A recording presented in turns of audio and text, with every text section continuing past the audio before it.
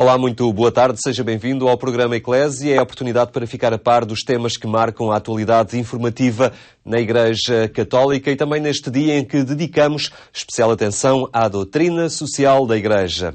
Será dentro de alguns instantes. Antes disso, vamos ver os temas que marcam a atualidade.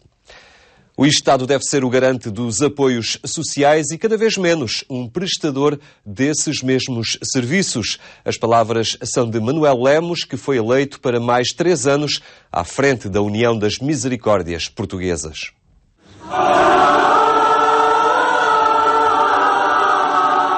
Perante os provedores vindos de todo o país e diante do ministro Mota Soares, Manuel Lemos assumiu o mandato que o reconduz à frente da União das Misericórdias Portuguesas e disse não ter dúvidas que as misericórdias e as instituições de solidariedade fazem melhor e por menos dinheiro se comparadas com o Estado. Porque todos sabemos já que se não existisse setor solidário em Portugal, o problema do Governo não seria o de reduzir a despesa pública em 4,5 mil milhões de euros, mas sim certamente em mais alguns milhares de milhões de euros. Neste contexto faz todo o sentido, eu diria até que é um imperativo nacional, que as misericórdias e o setor solidário liderem esse debate sobre as funções sociais do Estado. O presidente da União das Misericórdias Portuguesas vai mais longe e quer o Estado como garantia da proteção social e não como prestador de serviços. Chama a atenção para a circunstância de ter utilizado a palavra garantir e não a palavra prestar. O Estado social do futuro próximo pode e deve ser um Estado que garanta as respostas às necessidades dos cidadãos como regulador, para todos, público, privado e social, como pagador em nome da solidariedade e da coesão social para os que precisam e só residualmente como prestador.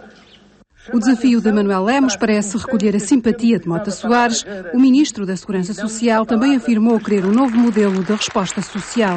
Nós queremos que Portugal passe a ter uma resposta social que seja dada em parceria.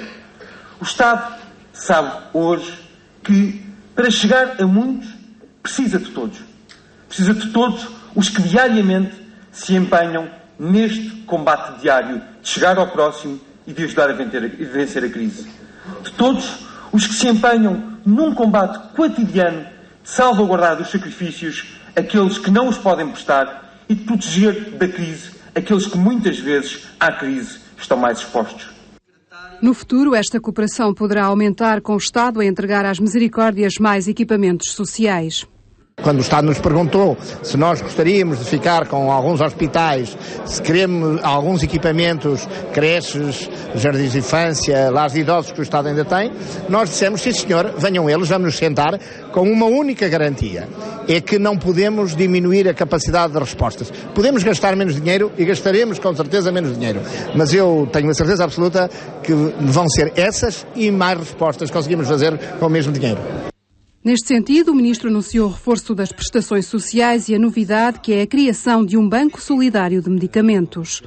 Nós percebemos que tínhamos de dar uma resposta social inovadora para podermos chegar a muitos idosos que têm rendimentos muito baixos e consumos de saúde muito elevados. Muitos destes idosos estão a cargo de instituições sociais. Percebemos que era possível aproveitar, junto da indústria farmacêutica, muitos medicamentos que nunca estiveram no mercado, que têm uma eficácia terapêutica comprovada, que estão ainda longe do seu prazo de validade e que podiam ser doados às instituições sociais sob supervisão do Estado. Fizemos um acordo de parceria com o Infarmed, com as Misericórdias, com o setor farmacêutico, para garantir que o banco de medicamentos, isto é, a doação de medicamentos a idosos que estão em instituições que têm capacidade para dispensar estes mesmos fármacos, viesse a ser uma realidade. Uma contribuição acordada com a União das Misericórdias Portuguesas, que são parceiro neste projeto e que reivindicam neste momento um protagonismo ainda maior no assumir algumas funções sociais do Estado. Um esforço que, entendem, deve ser partilhado pelo Estado com todo o setor das instituições que se ocupam da ação social. O aumento da pobreza torna mais urgente o trabalho das Irmãs da Caridade, uma situação que não retira o olhar de esperança perante a situação de crise económica e financeira. Essa é a opinião de uma responsável internacional pela congregação, fundada por São Vicente de Paulo, que recentemente visitou 22 instituições onde trabalham em Portugal. É natural do Brasil, onde trabalhou em diferentes projetos da congregação fundada por São Vicente de Paulo. Agora é uma das conselheiras do Governo-Geral das Irmãs da Caridade. Uma responsabilidade que a trouxe a Portugal para visitar os locais e os projetos onde trabalham as vicentinas. É uma província de esperança. Eu estive em todas as casas das irmãs, são 22 casas. Eu visitei as irmãs, visitei as obras, conversei com as diversas administrações e é um país de esperança. Eu noto as irmãs muito achegadas ao povo, as crianças muito felizes, o pessoal que colabora, que são os professores, os administradores também, estão com esperança de que as obras vão prosseguindo. A Igreja decretou um ano da fé. Um registro de esperança para o trabalho que desenvolve, que se estende à sociedade portuguesa. E é um povo de esperança, é um povo que faz renascer das cinzas vida nova. Agora, falam muito em crise. Eu digo, é uma estação, é um inverno da política, da sociedade e também das congregações, por causa da diminuição de vocações. O inverno vai passar. E nós teremos estações bem mais florescentes. Eu acredito que nós não podemos deixar nosso povo perder esperança. E são já esses sinais os que descobre na sociedade, após apegos ao crescimento económico. Houve um tempo de grande riqueza, de florescimento, e o povo se acomodou um pouco. Mas agora, chega o inverno, todo mundo busca seu agasalho. Quer dizer que estamos reagindo. E a reação do povo é boa. Para o futuro, é essa a reação que interessa intensificar, e em conjunto. Que os povos se dêem as mãos, que haja mais união, que pensemos uns nos outros, que não fechemos dentro do nosso quadro pessoal, dentro da nossa família. Que saiamos ao encontro daqueles que estão precisando de escuta, estão precisando de opinião. E mesmo o governo precisa da nossa ajuda, dos de dentro e dos de fora. A análise de quem se dedica a servir quem mais precisa, sobretudo nos tempos em que a pobreza aumenta. O mesmo não se diga do número das irmãs, que está a diminuir. A atualidade do carisma faz com que a sua proposta às novas gerações seja uma prioridade.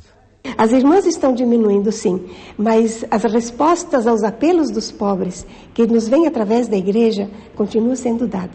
Somos doadas a Deus para o serviço de Jesus Cristo no pobre. Hoje nós lutamos para que mais jovens se sintam entusiasmados por esse carisma também, porque a nossa vida mostra que vale a pena viver um mundo com alegria sem perda de esperanças, mostrando pelo processo da nova evangelização. Vivemos pela fé, vivemos da fé, mas ela não é abstrata, ela é concreta. A fé se prova em atos. Em todo o mundo, são 20.000 as irmãs de São Vicente de Paulo. Nos vários contextos, concretizam a mesma determinação do fundador: servir os pobres.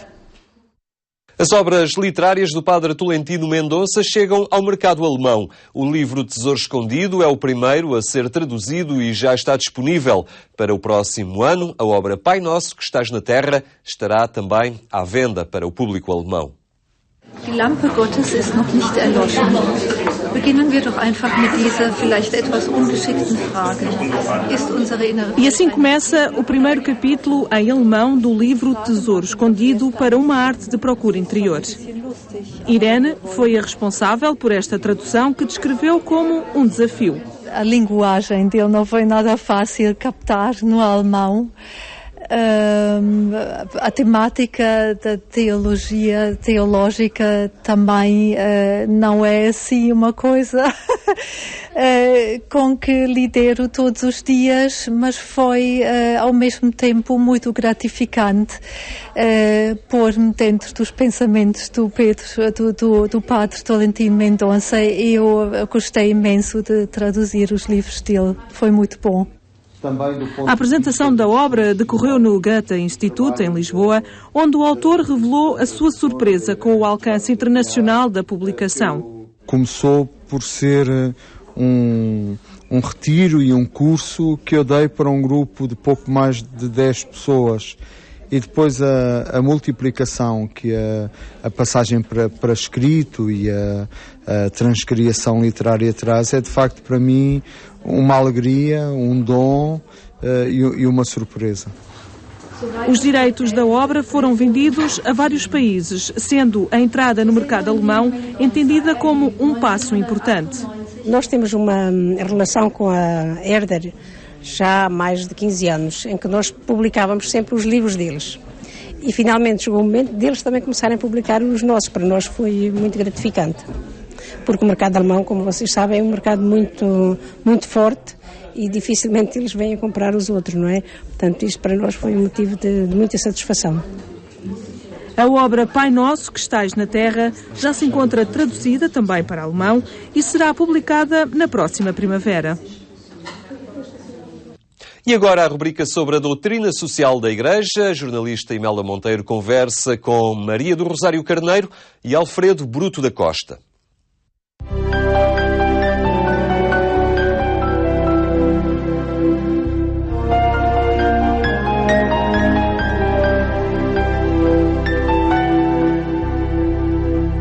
Numa altura em que se fala de refundação, de reforma ou de diminuição do Estado, trazemos hoje à rubrica sobre a doutrina social da Igreja uma reflexão sobre o papel do Estado na realização do bem comum. Para nos ajudar nesta reflexão, 2 membros da Comissão Nacional Justiça e Paz, Maria do Rosário Carneiro e Alfredo Bruto da Costa. Muito obrigado a ambos por estarem novamente connosco. Começo por si, professor Alfredo Bruto da Costa. Qual deve ser o papel do Estado na realização do bem comum? Ora bem, o Estado existe para realizar o bem comum. Portanto, temos aqui 2 problemas importantes. Em primeiro lugar, o que é que cada sociedade entende por bem comum. Em segundo lugar, o modo como o Estado assume essa responsabilidade de realizar o bem comum. E eu penso que uma coisa que se está a passar entre nós, por estes dias, por estas semanas, por estes dias,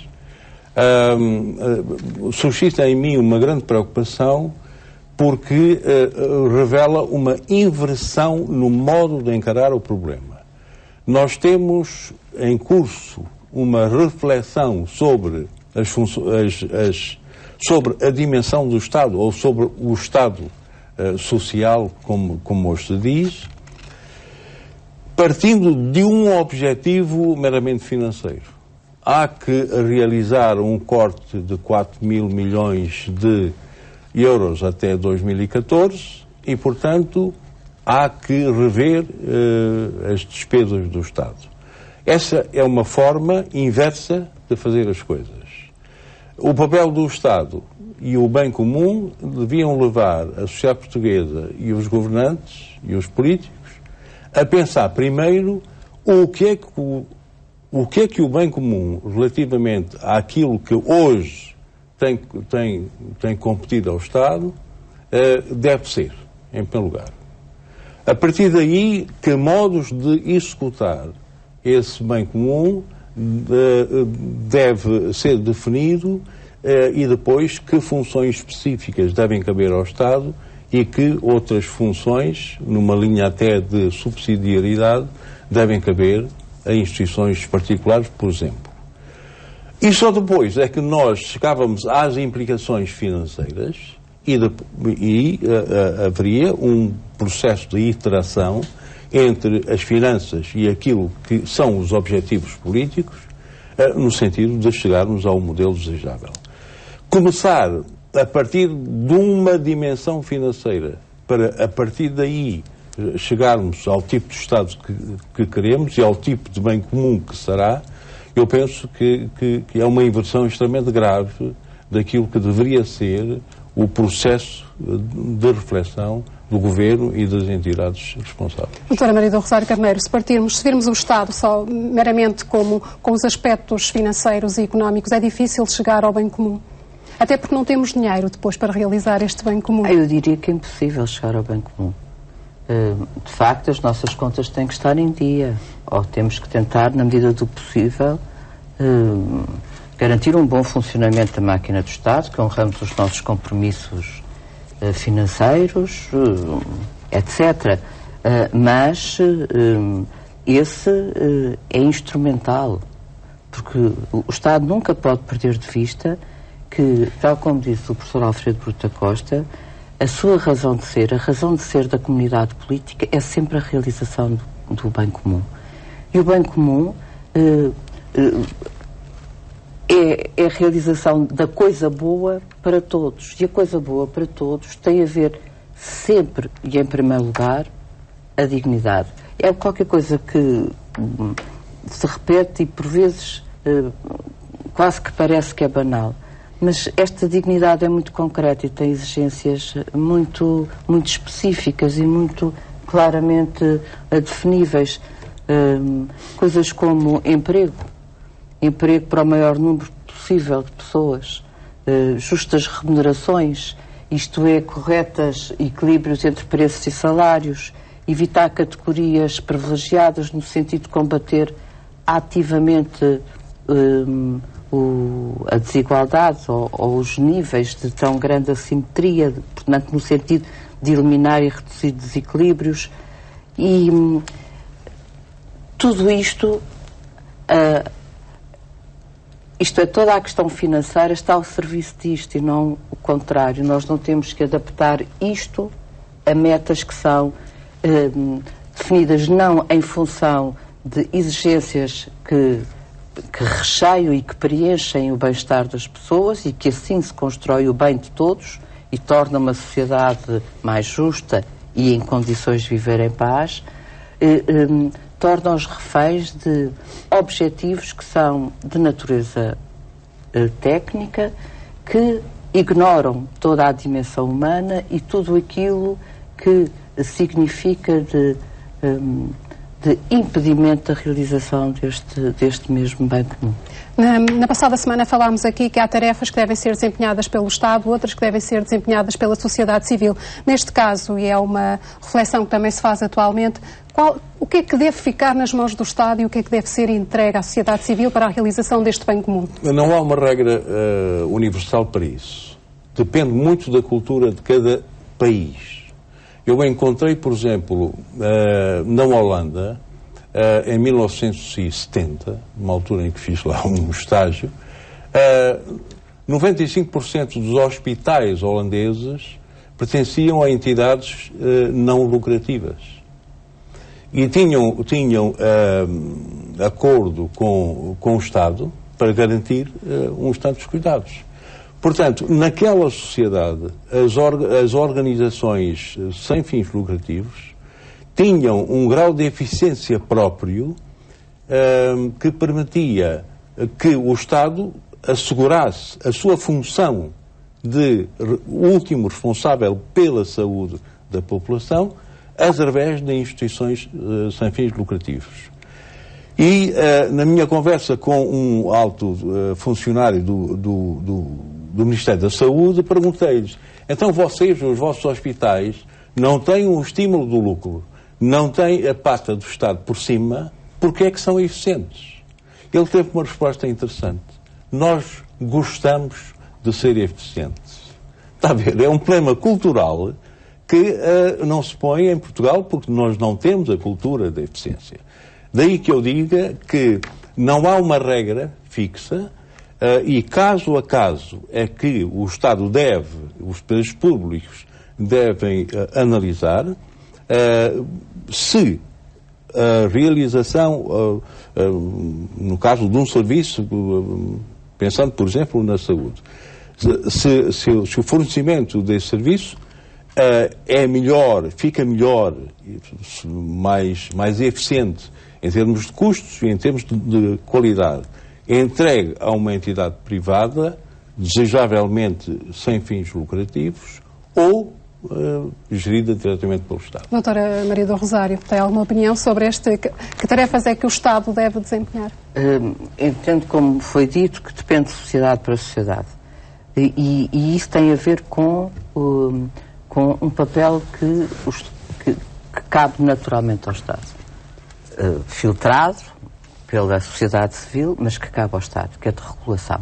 O Estado tem que saber, tem que definir claramente as funções do Estado, tem que as assumir e tem que partilhar com a sociedade esse mesmo exercício, numa lógica de eficiência e de capacidade de cada órgão intermédio poder resolver. Na perspectiva de que a realização das funções tem que envolver todos, porque se destinam a todos. Isto é, tem um caráter totalizante.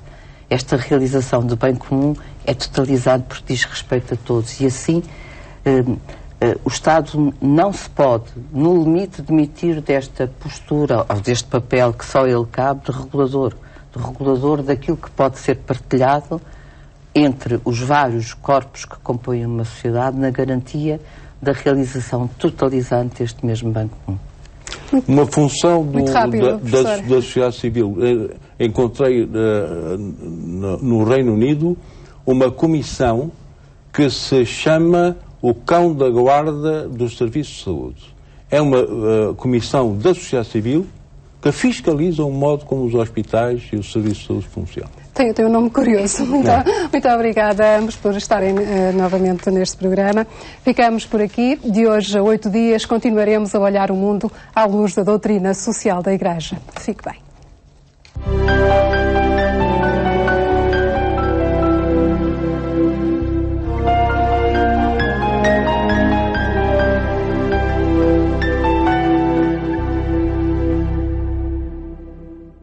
Ficamos por aqui, mas pode ver-nos sempre que quiser em agência.eclesia.pt.